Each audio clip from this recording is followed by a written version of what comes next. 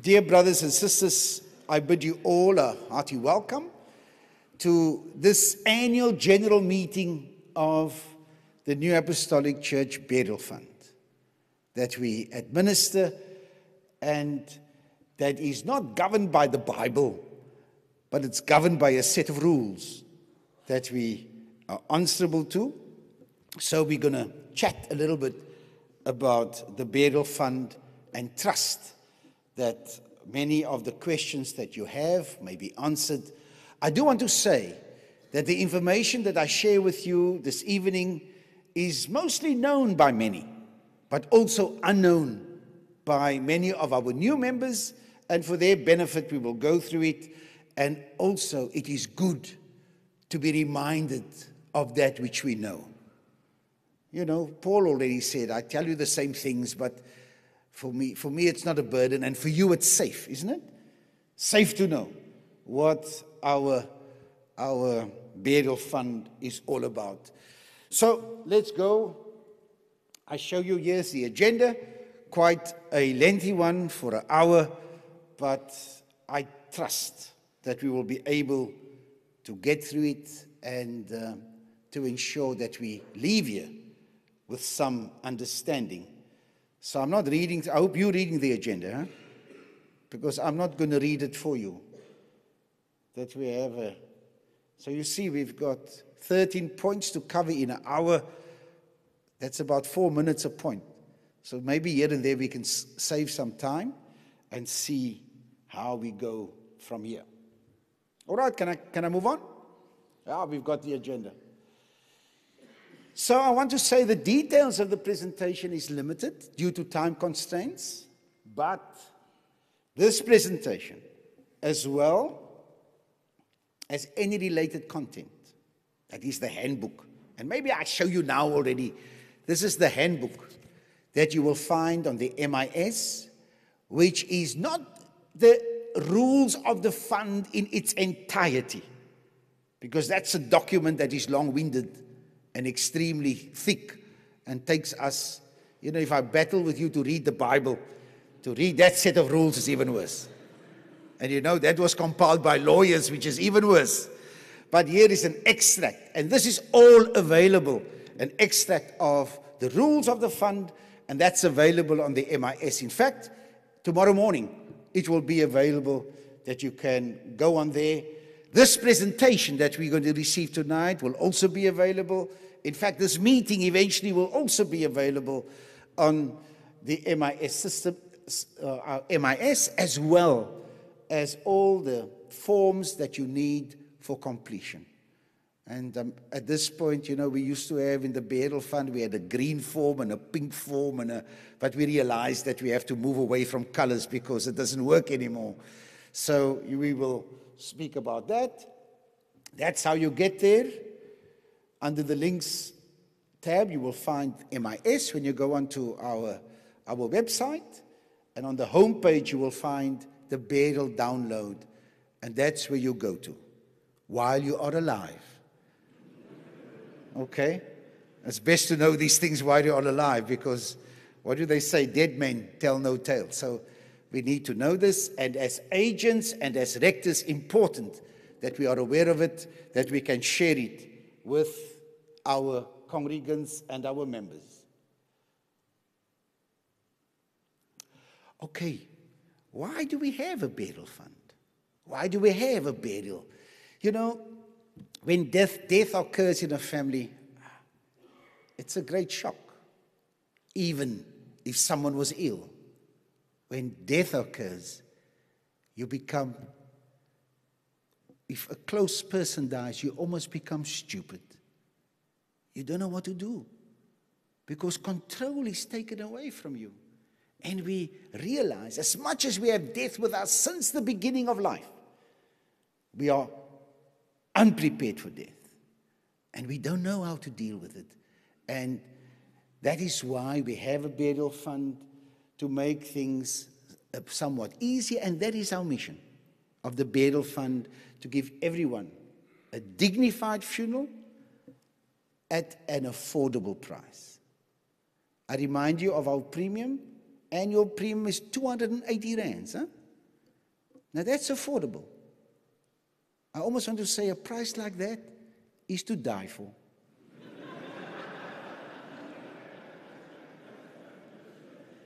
That's really something. 280 rands. I don't know. If you want to equate that to how many packets of cigarettes that is, then it's really for nothing. And that's great benefit that we provide. And for that, we get a dignified funeral, and we aim to maintain our financial stability by applying prudent measures, that we don't spend easily. And maybe at this point, it's important to note that we are governed by a set of rules. And it is not the church. You know, members say, but why can't you bury me? Why can't you give a claim? It's not the church. It's not the church. This is a contract between the member and the burial fund. And for a claim to be paid, criteria have to be met. We cannot say, but what kind of love is this in this church? The love that we give in this church, you pay your premium, we bury you. And you don't pay, we don't bury. Simple. That's the two-way stream that we have. I spoke about the rules. I told you about the great document where all the rules are set. You know, we're governed by the set of rules. We are registered, which people call the FSB, the Financial Services Board. And that's important. Important to note that because we're going to come back to that later on. And when we talk about the Financial Services Board, I speak about South Africa. And you must bear in mind, our church has developed to this point where we have 14 countries that we serve in. Did you know that? Our area extends over 14 countries. And legislation is of such a nature that if we want our burial fund to be in all these 14 countries, we need 14 setups like we have here. 14 friendly societies, we report to 14 different financial services boards. It's a little bit of a nightmare. I can feel you feeling a bit sorry for us already, that this is what we have to deal with. So we are required to report to them. A legislative body which is, regulated vigorously. And please, I want to say, I've said already, I bear in mind, some of this information that you received tonight is not new, but it's good to be reminded of it. So the rule sets out the membership and the dependents. Now, membership to the fund is any member of the church can be a member of the fund. And a couple of rules that we know: to enter, you must be under 60. So I'm happy I'm already in the fund because I won't be able to qualify to join now. So the membership and the dependents, husband, wife, children, that's the kind of thing that the rules apply. And you need to be within that rules for us to pay and to honor a claim. And then there are the benefits and the contributions. I said to you, the contribution is 280 rands a year. Now, if you go and phone those people that offer you burial and offer you groceries and so on, I think it's a little bit more than that. In fact, that's just the airtime that we pay for, that you pay for. So that's what you pay. And for that, the church provides you, or the fund provides you with a funeral. We're going to come to it later on. It's a benefit fund. We say to you, we provide you with a dignified funeral, and we specify that. If you go onto the website and you see the handbook, what the fund offers is stipulated there, that you can know everything that pertains to it. And the fund manages the contributions that comes in from the members that come in from the field, and it's managed by a board of trustees, a board of management. And Sister Mary Joseph, she's the chairperson of of the board, and I serve under her. In fact, she's in charge. That I cannot be district apostle on that board. In fact, because I'm so upset about that, they're firing me. This is the last time I'm addressing a burial meeting. I've been part of the board for a long time. And that's how it is, and we ensure that the rules of the fund is adhered to. So, dear rectors, if you say you got a member that's not in the burial that needs help, the burial fund will not bury anyone that's not a member of the fund. Is that clear? Can you understand that? It's like your house burned down and you go to Sanlam and you say, Santam, or to Old Mutual, to say, I wasn't really a member of you, but please, my house burned down, pay me. Would they? I doubt it. No matter how nice you look. And even if you say you go to church every Sunday, they'll say, sorry. Where's your policy? Where's your document? So we are governed by these things. I think I covered that, huh? That's all there? Okay. We're going to talk a little bit about procedures at the time of death and the administrative issues and some member information. I show you again the handbook, which is available on the MIS. Each congregation, agent, each rector should know about this. And I ask you, please go and do yourself a favor. And we have invited many members to be part of our meeting tonight. I hope they have come. If they didn't, there's nothing wrong, dear rectors, to have an evening like this. You've got this presentation, you've got the notes, that you can have a meeting with all your members. Remember, when the time of death is not the time to speak about paying your burial. You need to talk about before that. Whether you have a cremation or an earth burial or details, that's the time to talk about death is when we are alive. Okay. Now there's a little bit confusion sometimes when somebody dies. Now we talk of natural death at home. Okay? You all go to bed okay. And what did one guy at school tell me? I said, I would hate to wake up dead one morning. But this can happen. This can happen. Now here comes. If somebody dies of natural causes at home, your first port of call is the police. Now we're not saying you murdered your husband or you put stuff in his coffee. No, that's just the procedure.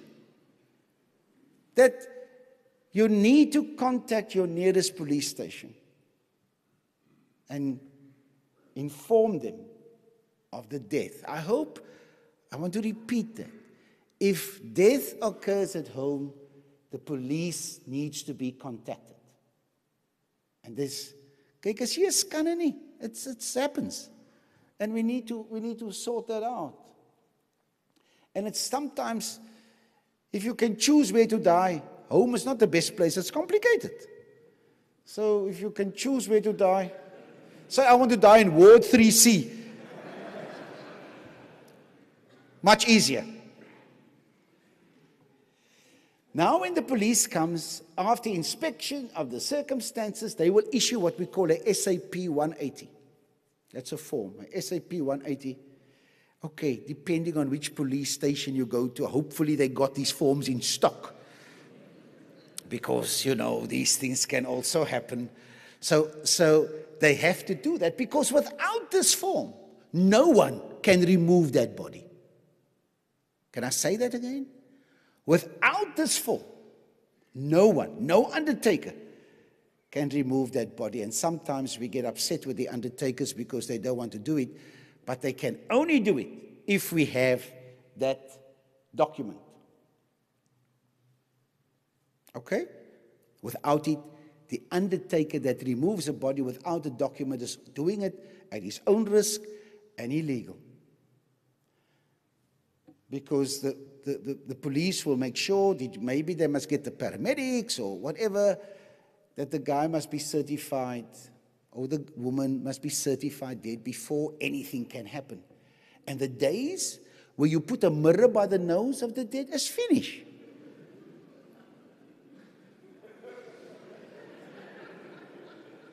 You know, then you take a selfie and a picture, can you see he's dead? He's dead. No, he's not dead. You need a document to say he's dead, that he died. You cannot use that. You remember that? Put the mirror there. I was witness to that as a child. I saw then they would say, and the one imagined saying, nee, kyk as iets, das iets. So that doesn't work anymore. You get people that are ill. You could have somebody suffering of cancer. And your doctor may say to you, look, we don't expect him to live.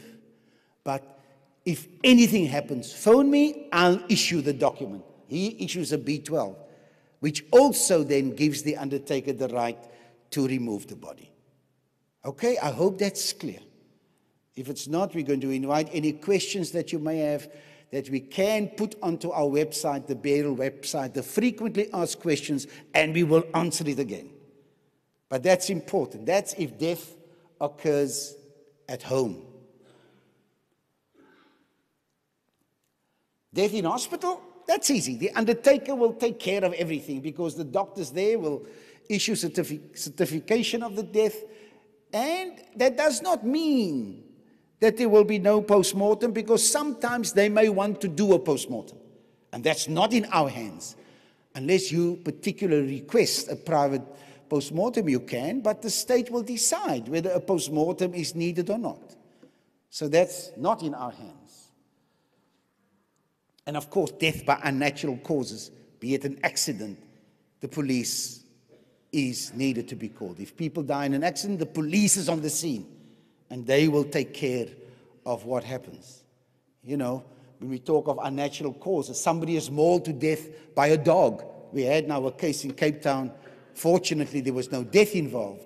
But when that happens, then it is also a matter for the police service to get involved.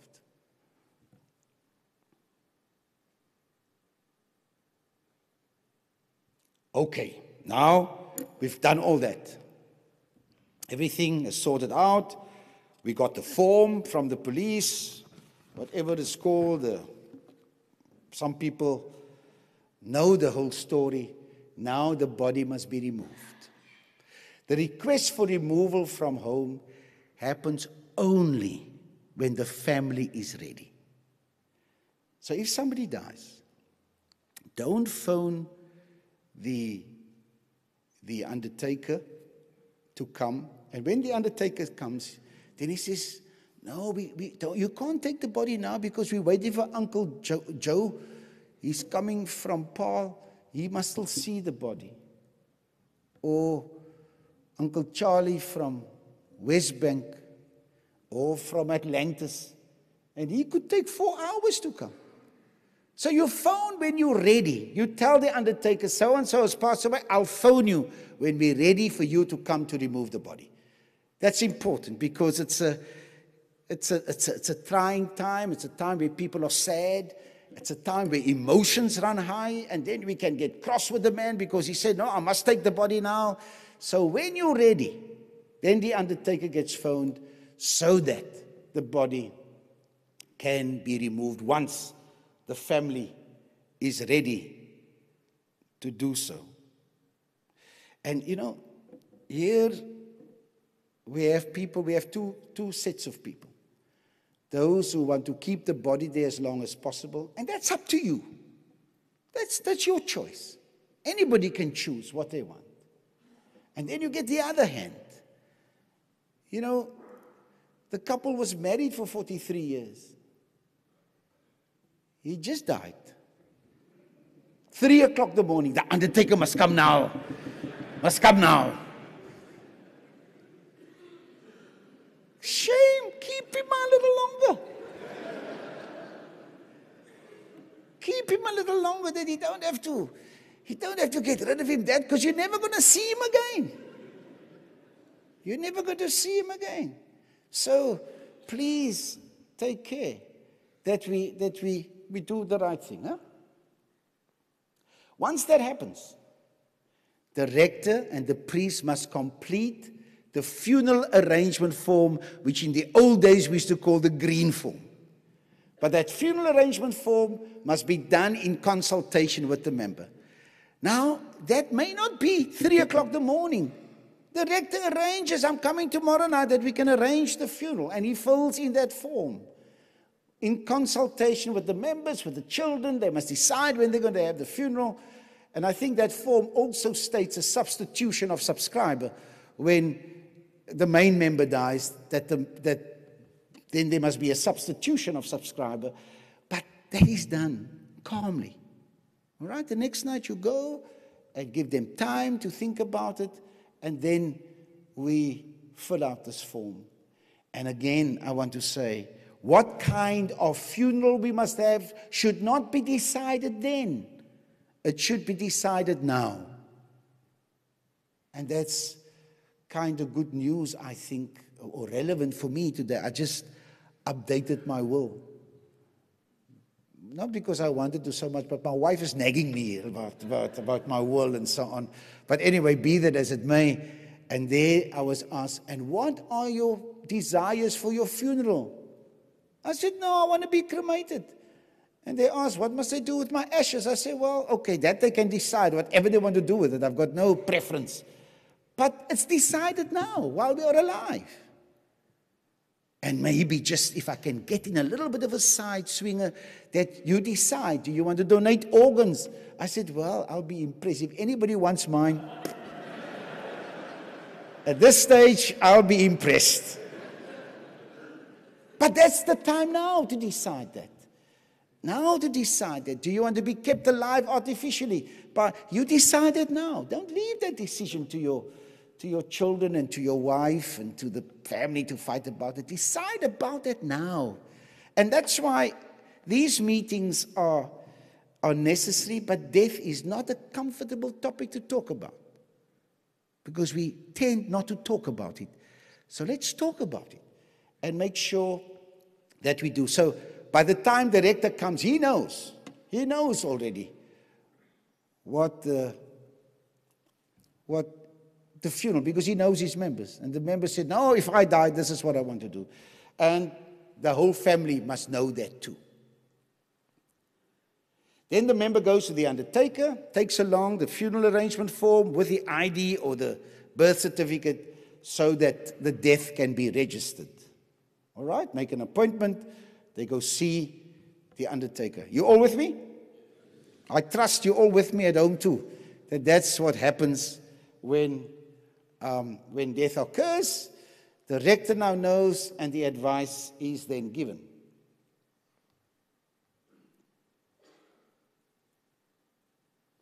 Then the undertaker and the member, now they talk, because they had a request for the funeral on Thursday, but the undertaker says, I can't, because I've got 12 on Thursday. I can't do that.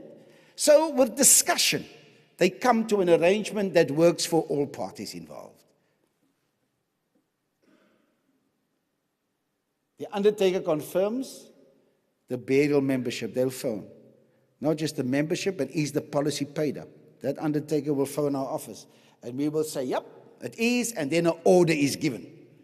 That means you go, we instruct you to do the work, and we will pay you when you submit your account. All right? That's the whole process that takes place. And now the undertaker can confirm arrangements with the family and the rector, and only then do we announce the funeral to the congregation. Only then. Because many things can go wrong here, but only then we announce it, and to say, this is it, here's the arrangements, and then everything can go okay. Because I tell you, what's important, dear rectors and dear burial agents, with the funeral, you only got one chance. You only got one chance to show that member how much you love them at this time. Because if something goes wrong at the funeral, you can't fix it up. You can't fix it up. So that's vital. You've got one chance at this. And that is for rectors, and maybe I do for the pastoral situation, conducting the funeral service is vital, because you got no chance at it again. No chance. So we want to ensure that that happens. So we do the best we can. And before I make you all so somber, that most times this is the case, but there was once a case where a man was married for 40 years and his wife died. And now the funeral was done. Now they carried the coffin out of the church. And as they came around the bend, by this particular wall, the coffin knocked against the wall. And when the coffin knocked against this wall, the woman became alive. This jolted her. And she became alive. And she lived for another 10 years. And 10 years later, they had the same funeral. They buried this woman again. And the pallbearers came forward. And as they came in the very same church, and as they came past this bend, the husband shouted, "Watch the wall!"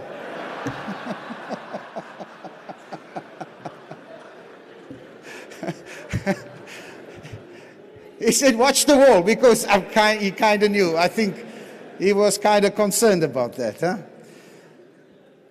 But coming back, brothers, we have one chance. One chance at that. I spoke about that.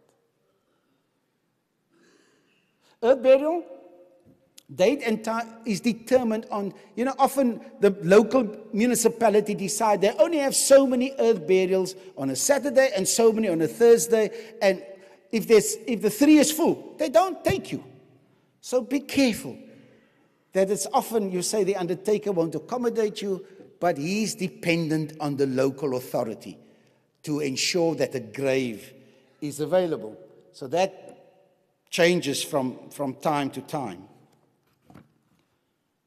The cremation, when we talk about private cremation, the cremation is done privately, and when the cremation takes place, family members are not present. That's the arrangement that gets done at the crematorium, and then we have a cremation service normally in the divine service, and that's the end of it, and the body gets cremated privately.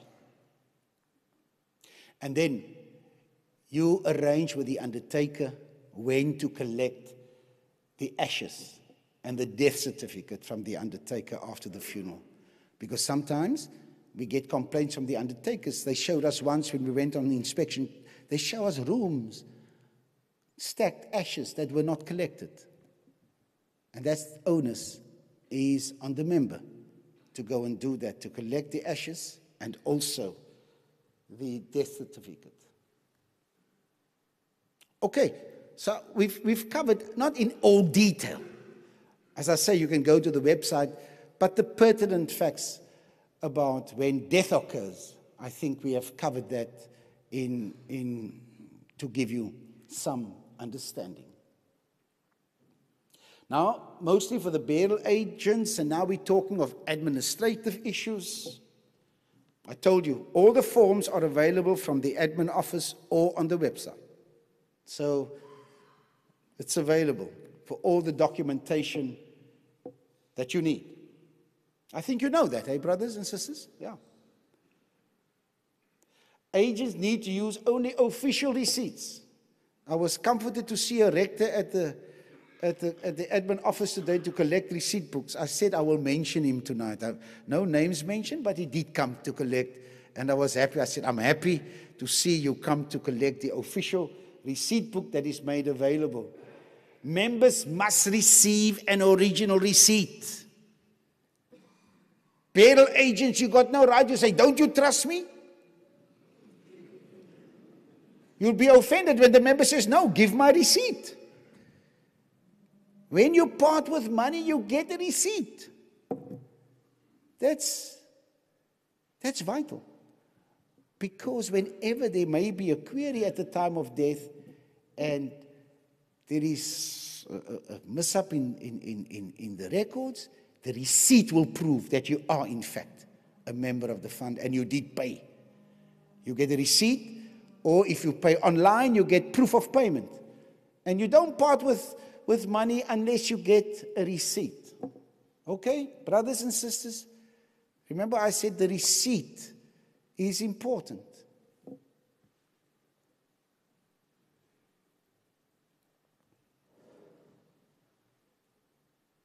And the receipt books, from time to time, an audit is done and there's a receipt control in place to ensure, because people when they collect money become so imaginative of how to crook the books. I was going to share a few of you, but I may give you some ideas, so I'm not going to tell you. But it's imaginative, really, really imaginative. And brothers, let us remember, and sisters, we're working with God's people's money.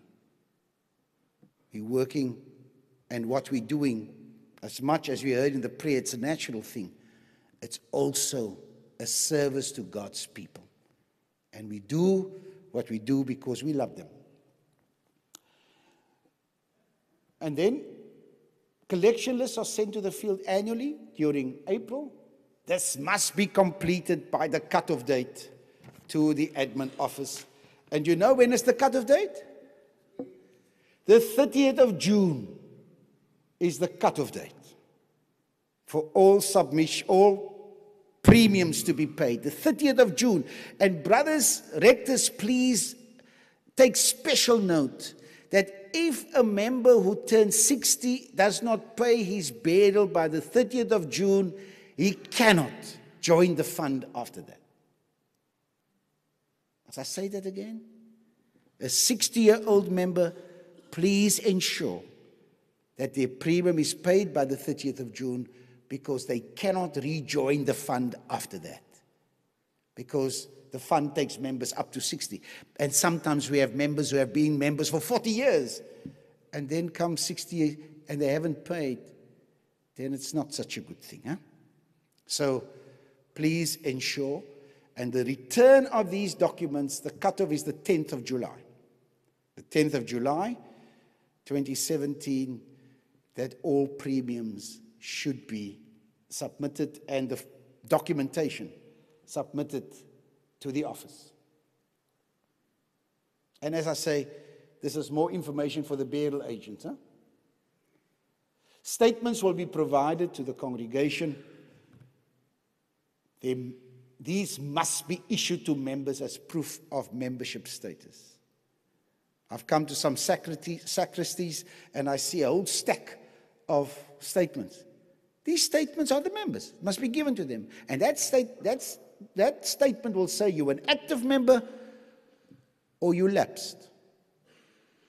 Or as one member came to me when I was rector here in this congregation, I remember saying, I can't understand. My burial has collapsed.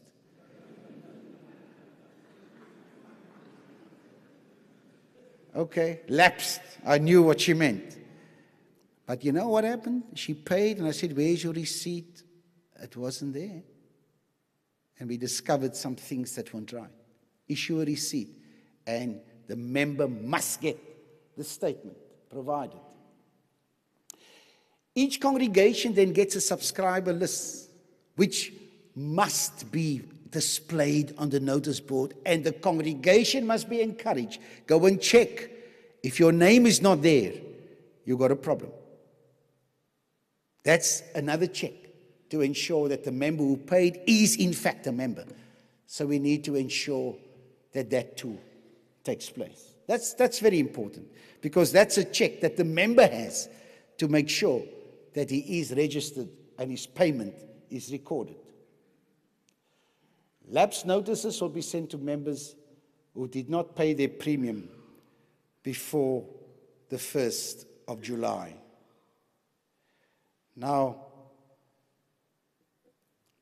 statements issued once all payments have been captured, then statements will be issued, and this normally happens during September of each year, that the statement has been issued. You know, people pay their burial electronically. They pay at 1 o'clock. And then 2 o'clock they phone the office and say, did you get your payment? Did you get my payment yet? Your payment will be processed. If you got proof of payment, that's fine. The bank gave you the proof that you paid. So that is your receipt. And this all has to be worked through, because at present we have what? 70,000 main members. 70,000. And we're covering something like 300,000 lives. And this department is run by one person. So we can understand the workload is kind of big.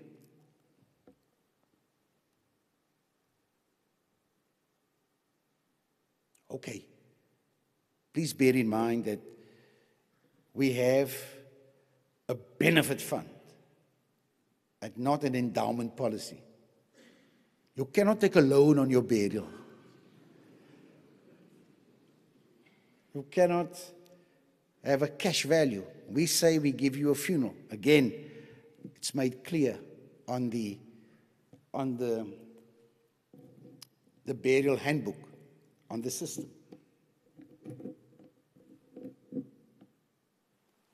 Benefits covered by the contracted price with the undertaker will be paid by the fund.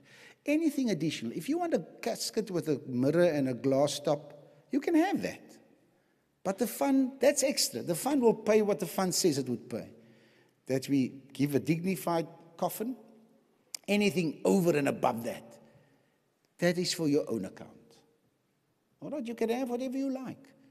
But our purpose is to find the middle of the road, do something that is dignified, and we believe that is okay. Anything more than that. If you want 12 family cars, you can have 12 family cars. And if you want a hearse with a crane and with all sorts of things, that's all up to you. But that's not what the fund is going to pay for. Remember, we spoke, we be prudent with our funds so that we get the maximum benefit for all. Anything else that you have, that is paid for by the fund. And also, I remind you that the list of contracted undertakers are to be used for then payment is guaranteed. Anything outside of that, that's off your own bat. For earth burials, in some municipalities, this may differ, but for by and large, we cover the cost of a public grave. Anything else, for your own account. Oh, I think I've spoken about that. Okay, the extent of the cover is regional. The fund does not pay repatriation. You know, you go on holiday to the Big Apple, I just heard on the way here, to New York, and you die there. The fund won't pay for you to come back. Do you know what fare a dead person pay on the plane? Yeah. Yeah, no. It's a lot. So the fund does not cover that. The fund covers you in the area where you are. So when you go on holiday, make sure you get yourself sorted out. We do make exceptions. That if you had to go to a particular place for an operation or something, then the committee will consider the request. And here and there, we make some exceptions. But repatriation costs are not covered by the fund. I may almost say at this point. We will keep you informed of changes in premium, and also our undertakers listings will always be advertised on the notice board so that you are aware of it. Okay, I think I've emphasized that point of getting a receipt very much. Okay, are you all still okay? You guys at home, you had your cup of coffee with you, so that's okay. And the guys in the connected congregation, I trust you all awake. And maybe I add at this point, I hope it's working. We've also trying to help the district church in the Congo, the district apostle Chichikedi. We're doing a test tonight to see if they receive it. And I say to him, if he's connected, I said I will say hello to him, our neighbor in the Congo. He's often here with us, and we love him dearly, and we hope that they're receiving this. Because if they do, then the prospect of them also sharing in transmission services on Pentecost can also be realized. And that's the assistance that we're giving. I'm convinced this meeting is all gibberish to him. Doesn't understand much what we're talking about, but I hope that this connection is also working okay.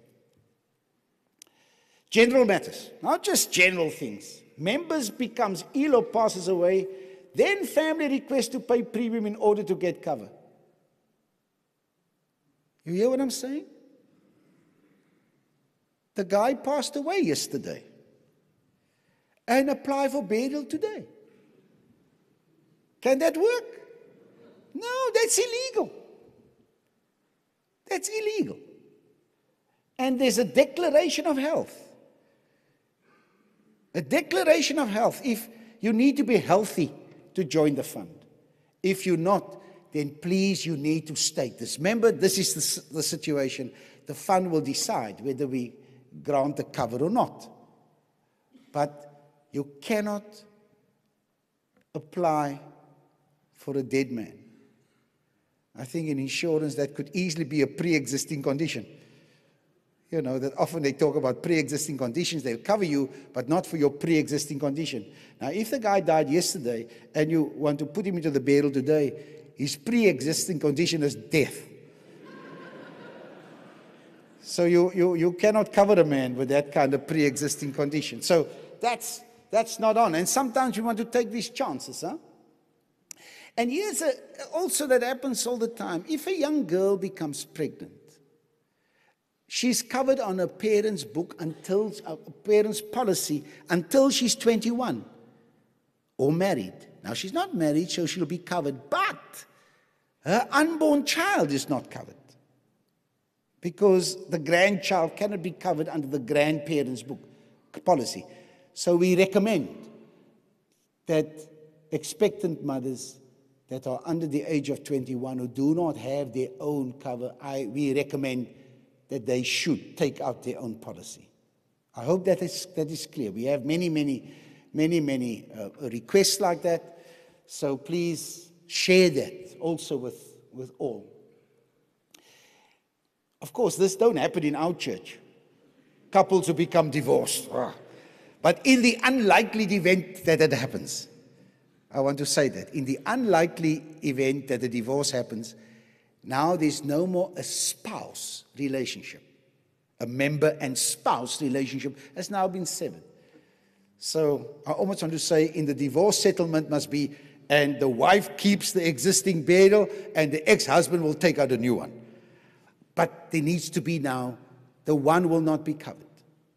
So in the event that there's a divorce, unfortunately, they have to have separate policies where the one is covered with the children and the other one in his own right or her own right. You understand? If you divorce, you haven't got a spouse anymore.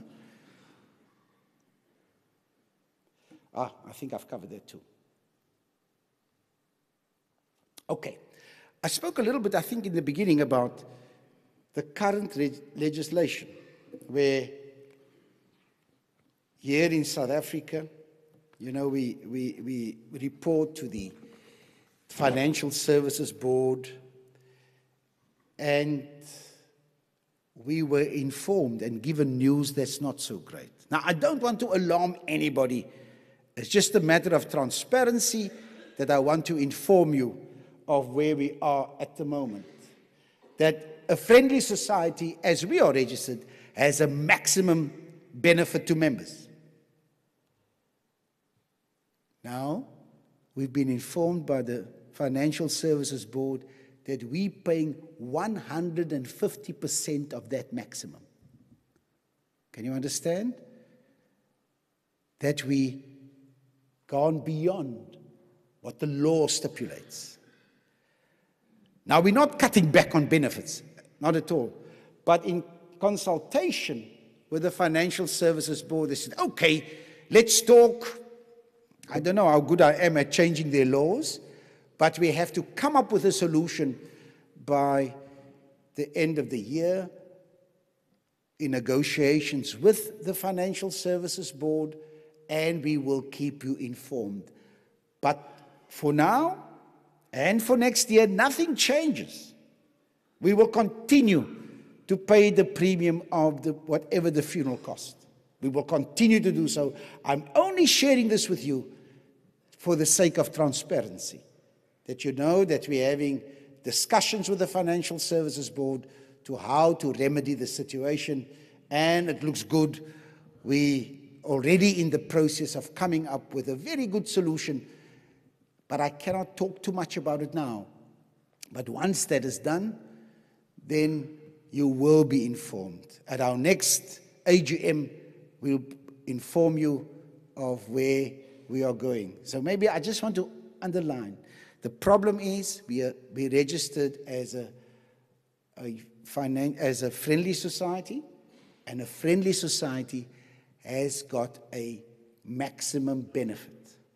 We beyond that maximum benefit, in fact, already 150% of the maximum benefit we paying to our members as a benefit. Now that is not correct according to the rules. So a couple of things must happen. They say, okay, if you want to do that, then you must be a fully fledged insurance company. That's one option. And maybe with our reserves, we may, don't tell everybody, we may buy Old Mutual or one of those guys. And once we are fully fledged, then we can do whatever we want to do and pay whatever we want to pay. But these are the options that we must consider, and it's going well, and our actuary is involved, and everything is above board and legal. In fact, the Financial Services Board slipped up to inform us of this. We give them reports every year. And somebody woke up and did his job one day and said, hey, look at the benefits these people are paying. And now, because somebody slept for a while, we're busy working to find a solution. Again, I say, there's no cause for panic. We've got good reserves, and we're paying our premiums, and we will pay the claims. So nothing changes.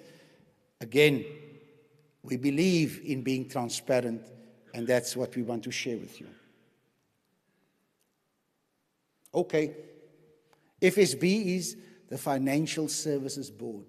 That's the board that handles all the banks and financial institutions.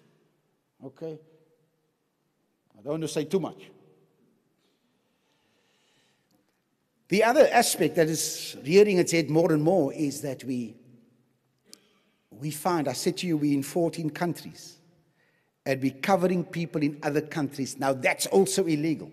And we've tried to go and set up in Namibia, which we had for a long time, to get cover, to get a friendly society registered there as well. We weren't successful, and we had to find some other solutions. You know, even our short-term insurance, we have a company here. Our head office is here, and we deal with brokers here, and we used to cover our assets all over. Now, we can't do that anymore. They say, no, the South African companies will cover your South African assets, but you need a Botswana company to cover the Botswana assets, and a Namibian company to cover the Namibian assets, and a Lesotho company, so it goes on and on.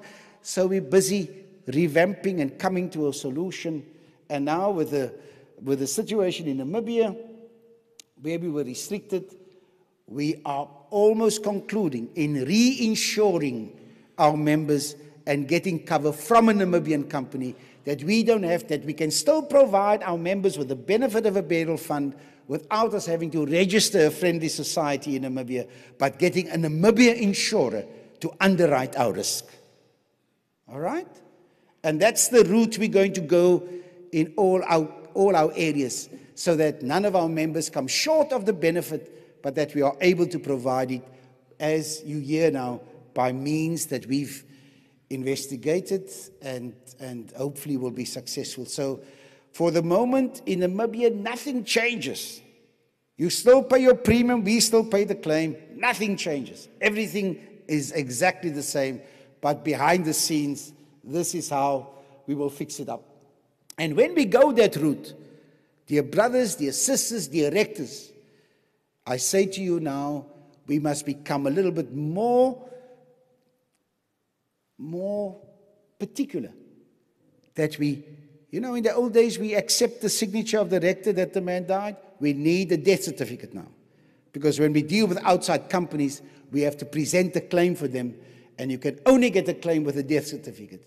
And that's being introduced in our whole area. So ensure that we have a death certificate, because without that, no claim can be paid.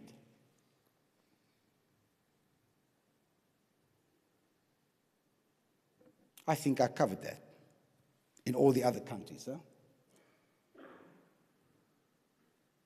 Okay, we've got a few minutes. Brothers and sisters and everybody who's connected, a few years ago, we introduced an element in 2014 September called the living benefits. The living benefits provides assistance for AIDS, trauma, and legal assistance. That our members have a number which they can dial, and I hope there are many priests involved, because often, dear brothers, this is a lot of the time the priest takes his time up with these issues, and here is professional help that the church provides through the fund. Now, we live in a traumatic society. We live in a violent society. So our members are exposed to lots of trauma. But look at here. These benefits provide support and assistance at no additional cost to the member, but the fund pays for it. It's not free. The fund pays for it. Again, on the MIS is a detailed brochure that again reminds us of what the benefits are. I'm not going to go through it here. It is there. It is available.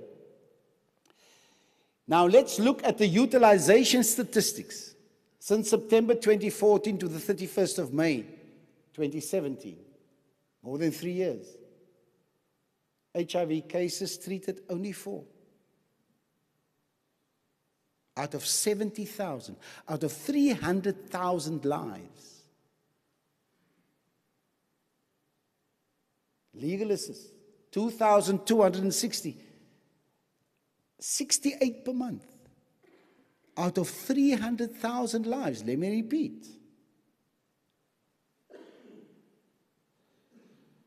Trauma and assault. We live in such a violent country. 341, only 10 per month. Brothers, and I speak to the rectors and priests, I almost can't believe that only this amount of members are affected. I'm convinced that many more are. But are they aware of the help available? Are they aware? These figures tell me no. And it costs the fund to have this. And I want to say that we're evaluating. At the end of June next year, we must decide, do I carry on? Do we pay this premium that only 10 people per month can get this benefit? So please, go and look and go and find out. Are our members aware? Dear priest, let's love our people enough to say you have access to help, use it. You know, even death can be a trauma. That we have many people who can't get over the death of somebody. Go. And go early, because you have a limited time. I think within 3 months you must go. And somebody will help you. Please, dear brothers, let's make use of the benefit.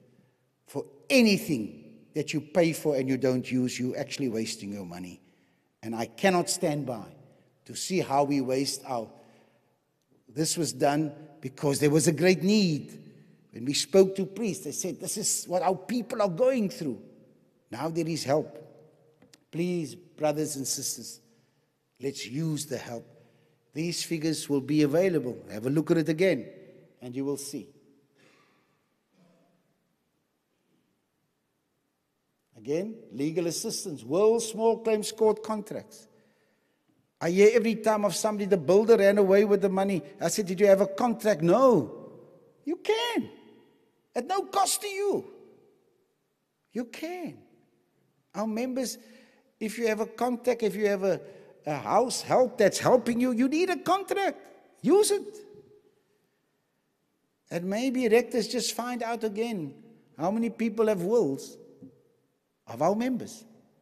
Because at the end, when there's no will in the family fight, it becomes our problem. We must sort it out. Let's be proactive and fix that up. Told you about that?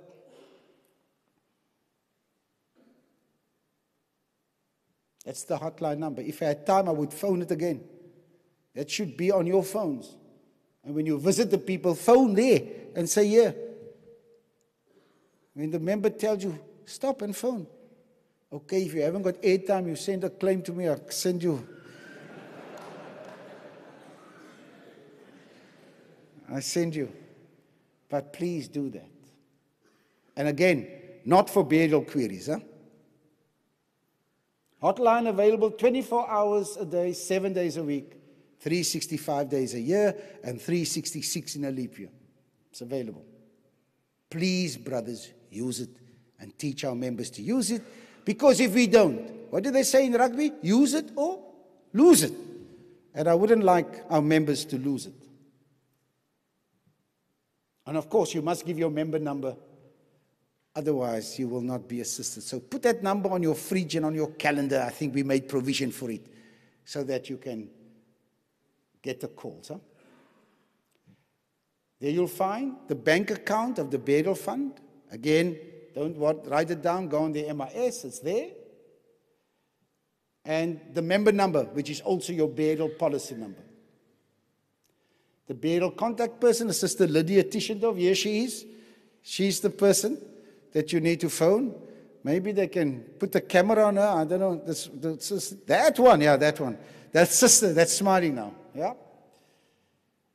And the complaints, you go to our independent, the district elder in retirement, De Vries. He handles all our complaints. And then I say to you, questions can be forwarded to this address. I thank you all for coming here to Silvertown, for coming to your congregation, and also for those who took time out and listened to us at home in the comfort of their beds. Thank you very much. And also, as I said, to our brethren in the Congo, nice to be in touch and hope it worked well. From here in Silvertown, we say goodbye to all. Thank you very much.